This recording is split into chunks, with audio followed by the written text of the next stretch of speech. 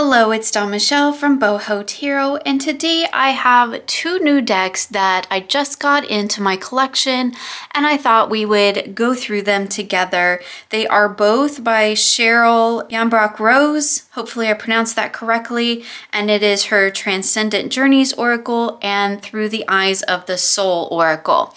Now, these are two Oracle decks that I have had on my kind of radar, my wish list for quite some time. There is something really potent about her artwork. I did go ahead and take all the plastics off. I had a moment of, oh my goodness, they might be two different cardstocks, because this box, I mean, I'm not real into boxes because I don't keep my boxes most of the time, but this box is beautiful matte and this box is shiny. And so at first I was like, oh my goodness, they're gonna be two different cardstocks, because you know, these are Blue Angel decks, and Blue Angel is going to that lovely matte cardstock, but sometimes you can get the older versions with the older cardstocks. Now, most of the time when I'm ordering on Amazon, probably because it's, you know, gigantic warehouse and they probably go through stock a lot quicker than a smaller retailer does, most of the time I seem to be getting the new cardstock, provided that Blue Angel has released a deck, re-released it in that matte cardstock. I did go ahead and take a peek at the cards and they are matte. Anyway, I thought we would just kind of take a look at these decks, go through them together. This isn't probably going to be like a proper walkthrough. Let's take a look at what cards are in here. What kind of comes to mind for me as I'm flipping through these decks? Let's just take a flip through.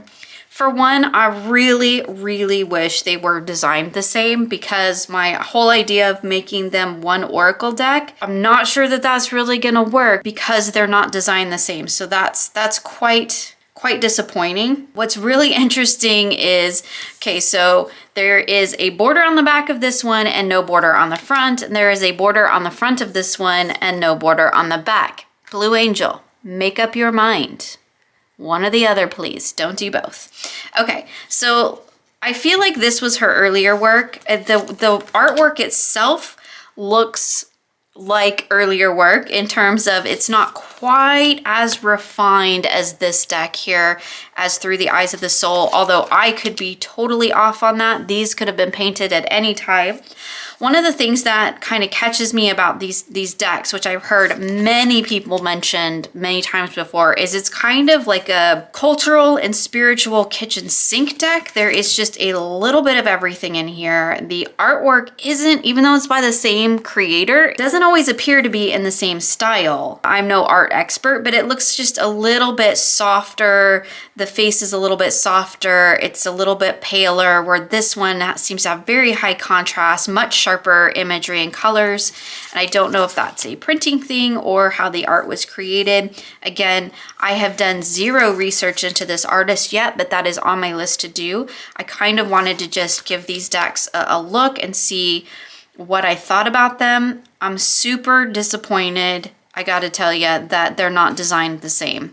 Because I was thinking as I was flipping through, maybe I could trim them down to basically both be the same size as the artwork on this deck. But I think if I do that, I think I might lose the keywords on the bottoms of the Through the Eyes of the Soul. So that will just have to be something that I look at if I really am intending to kind of do this whole joined deck thing. But you can see it is a total hodgepodge of stuff. I kind of thought it would be fun to go through and see kind of, there seems to be three kind of main themes that I have sort of picked out as I was flipping through the cards. One is like a Celtic sort of Avalonian King Arthur energy. And one is a kind of starseed energy where we have like the UFOs and the higher frequencies.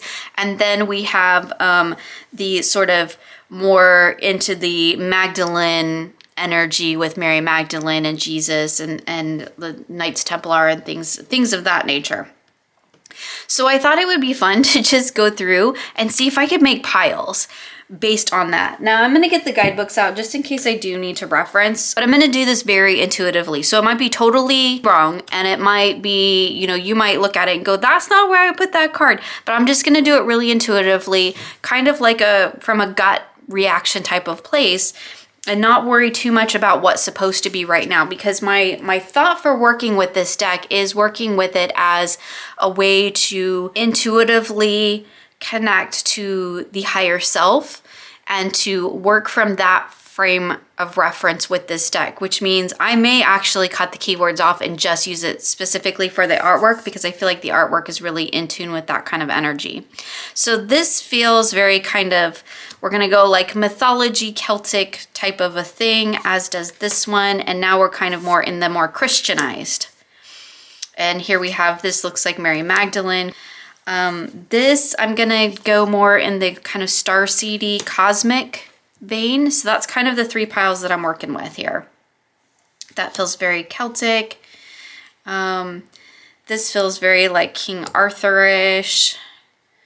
So create, activate your DNA. Again, that feels more in the starseed space for me. I'm disappointed this card has a thing on it, but again, very much in the mythology.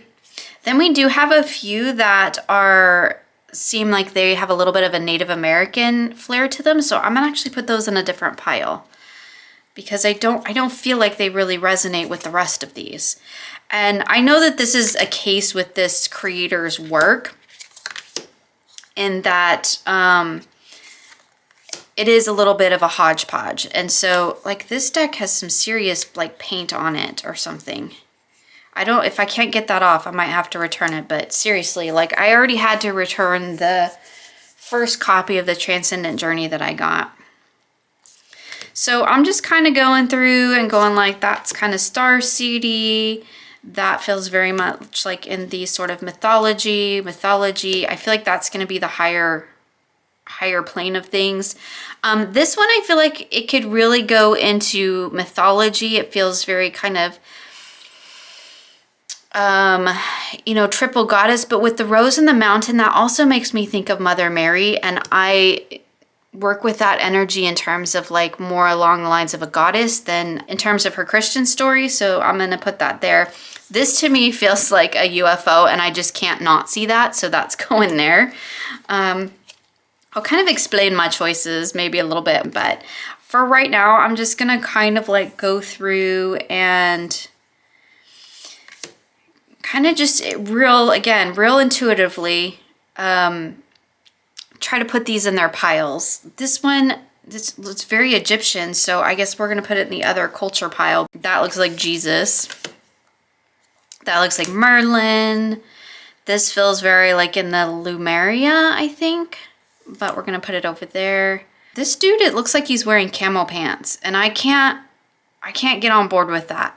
And I don't like this card. So this one I'm pulling out. And this is why I do this, because sometimes there are cards that I'm just like, I can't get on board with you.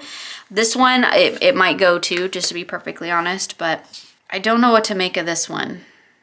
I guess it feels more in the mythological sense, as does this one. Okay, so that's all those cards. So that's not too bad, right? But look at this. This is all the ones that I feel like have an Avalonian kind of more in the mythology. These ones feel more in the religious realm. These ones feel starseed. These 3 feel like they belong to a different kind of cultural place.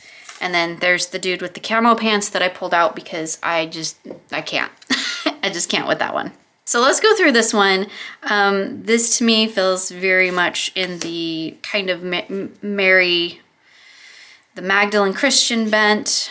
I mean, this one literally says Journey to Avalon, so I guess that's where that one's going. This one feels very starseedy, very Christian. Again, this one feels like it comes from a different culture. Again, I'm super seeing that UFO thing, so even though it's an angel, like I'm gonna put it over there, because to me, that card feels like it evokes the idea of not so much the Christianized version of angels, but more of the otherworldly, could possibly be alien type of angel energy, right? Because there's a whole realm of thought in that as well. I mean, this one has a UFO in it, so I guess it's gonna go in the UFO pile, but it does very much feel like it has a Magdalene energy to me. This one says Lady of Avalon, so here we are. That looks like the white buffalo woman, right? So that's gonna go over there. This one feels very in that space, in the UFO, Archangel Michael, and we have Bridget, the Morgaine. This card makes me think of Stargate. Like when I first glanced at that, I'm like, ooh, is that a Stargate? Because that's how much of a nerd I am. So that's going there because that feels like a, you know, the lizard people come to Earth through the Stargate. Like it's a whole thing, right? Lumeria. Again, that feels very starseedy to me. That feels very King Arthur. Definitely starseed. That one is Arthur. That one is very starseedy. This one feels like Mary Magdalene. I'd be curious to see how off I am. The Rainbow Serpent. That one I have no idea. I mean, he looks like a Viking, but I need to look that one up. Look for the Portal, the Irish Fairy. I don't like this card. There's something about the face in it that just does not work for me. I'm gonna be perfectly honest, so it's going because I just, again, it's one of those that I just can't, and it's my deck now, so I can pull out what I want. That looks like Jesus and Mary Magdalene. I've got 3 that I need to look up real quick. So disappointing that these don't have the same front to them. That doesn't mean I can't still use them and put them together because I think they're the same size. Yeah, the Viking Helmond. Why do we have a Viking in here? Have there been other Vikings and I've missed it? I'm gonna throw that one in the other because I feel like it doesn't really fit. Rainbow Serpent is believed to be the creator who came to the earth and gouged out the hills and valleys of Australia. So again, different reference there. And this one is South Cornwall is the only place on earth where hundreds of tunic crosses are found. They are as unique as they depict Christ alive and as a child. Well, that answers that question. Okay, so Guidebook to the Rescue. Okay, so what I've got here. So these are the 2 cards that I pulled out because I just can't. Camo Pants and Flower Lady doesn't work for me. So these are the cards 1, 2, 3, 4, 5, 6, 7, 8, 9, 10, 11. So 11 cards from the Transcendent Journey Oracle. And there's what, 45 total? So 11 cards feel like they exist in a different cultural space. Now that is not a bad thing, like at all. And then we have 3 from the Eyes Through the Eyes of the Soul, which are all gorgeous cards. So I've got my 3 piles here, which are, you know, fairly decent. These 2 are quite a bit smaller. And then we have this giant pile here, which feels very much in the mythology, Arthurian, Avalonian space. So honestly, my main thought process with this was to find a deck that was a little bit more in alignment with how I see the Magdalene and Mother Mary, which is not so much in their Christianized form. But judging by that's the only amount of cards I got, that's probably not really going to work for this. So here's what I ended up for that pile. And to me, these all kind of speak to the idea of Mother Mary, Mary Magdalene.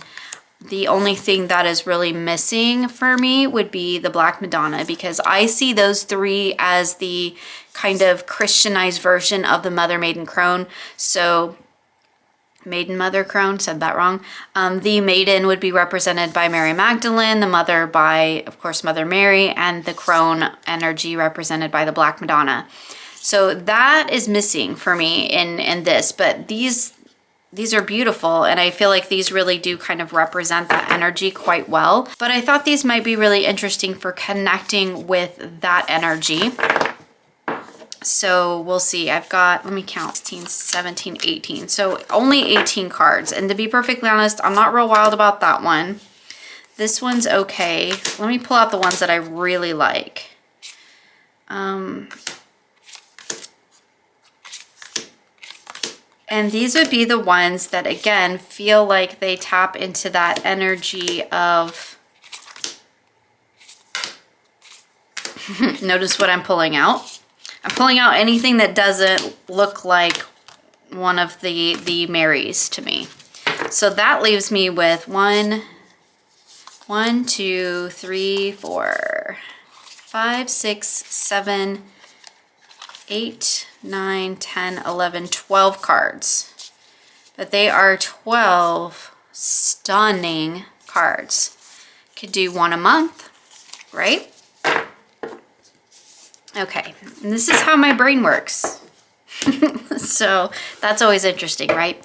So here we have the kind of star-seedy, otherworldly type of cards that I've pulled out. And to be perfectly honest, like I have many other decks that occupy this same space. And so what I'm going to do is just go through and any card that like really feels like I just really need to tap into that energy. Yeah, which, gosh, I'm really not seeing. Maybe this one. That's about the only one that I'm like, that seems really different from other things that I have. And I think it's because of the double helix. I mean, this is kind of cool. Right, so I'm just kind of looking at what cards have a different kind of energy than that one does, but I don't care for it. This one just, again, makes me think of Stargate. So yeah, I don't know. Interesting. Okay, so that's interesting. Those kind of feel like the kind of star-seedy energy. And then we go into the massive sort of Avalonian, Arthurian. And I think that if that is something that you are really into and that really resonates with you, this might be a really fantastic deck in terms of their, what's in here, right? Of having a nice selection of those kind of decks. This one's iffy, but I threw it in there. This one's iffy, but I threw it in there.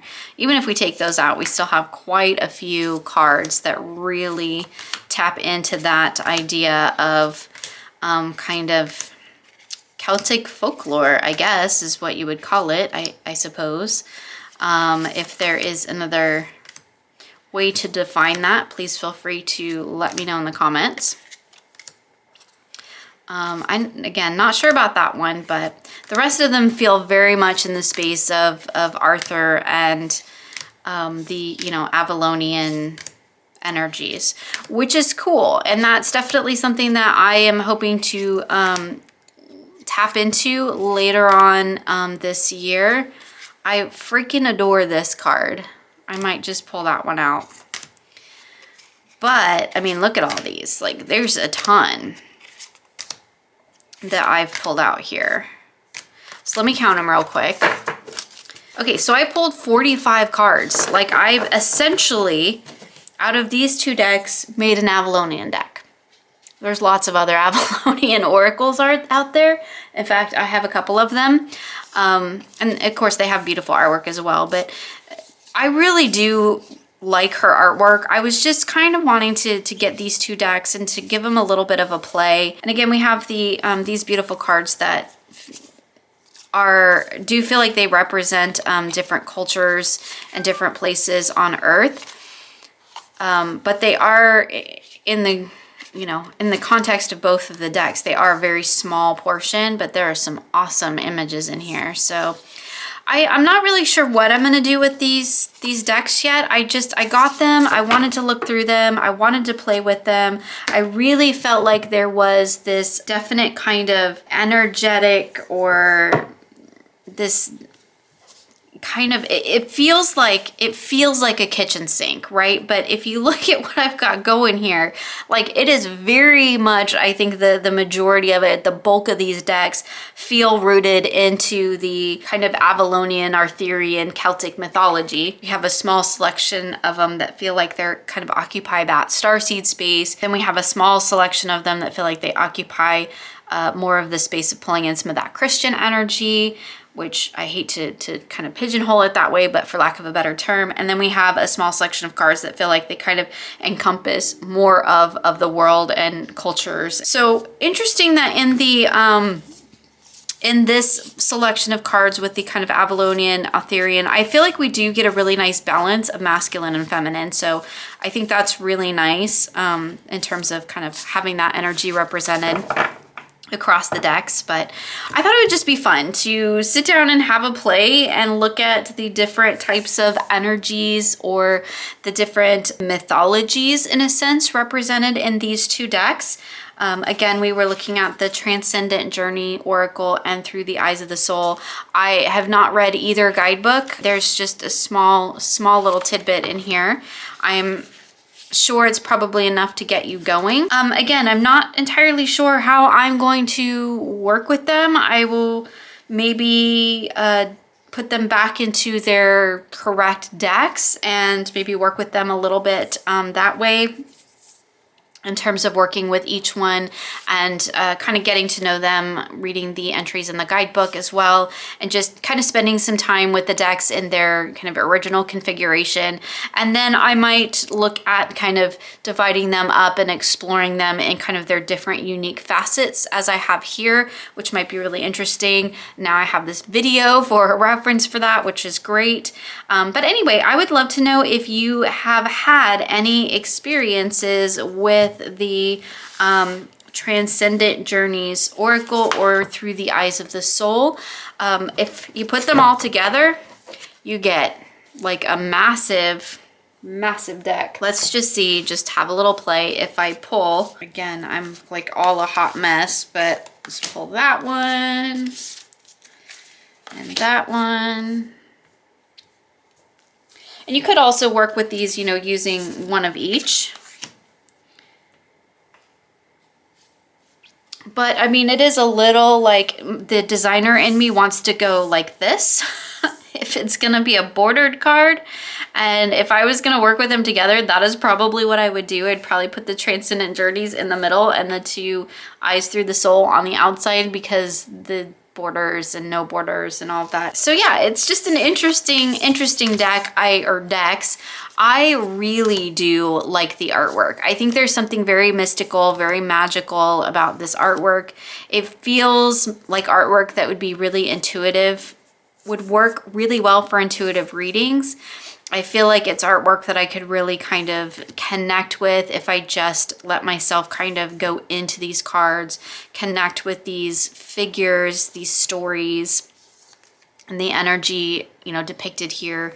And so again, I might put them back in their decks to kind of get to know them a little bit better. Yeah, I think it's going to be really interesting. I'm looking forward to getting to know both of the decks, and I do want to spend some time with them individually, but I thought since they were by the same creator, we just get them out, have a little bit of a play, look at the energies that are in the decks, and kind of see what we came up with. So I would love to know what your thoughts are on both of these decks. So please feel free to share with me in the comments below if you've worked with them, if you have them, what your experience has been. Of course, I am just getting to know them, so I'll be curious to see how that all works out. In the meantime, my friends, thank you so much for joining me today. I hope you enjoyed this video, and I'll see you again soon. Okay, and now we get to play Redistribute the Cards, which I don't think should be too bad with this one, because, I mean, I guess bordered, not bordered, but seriously, Blue Angel, like, can you just, decks from the same creator, printed by the same publisher, that do not have the same configuration, because it makes it difficult for people like me who want to put their decks together and use them as like either one big oracle or one curated oracle. I mean, I know they don't just print these decks just for me, but I'm just saying it would be nice. That's all I'm saying. Okay, that's the end of my rant. I'm gonna finish redistributing these cards and put them back in their boxes so I can get to know them. Are you? Okay, you're there.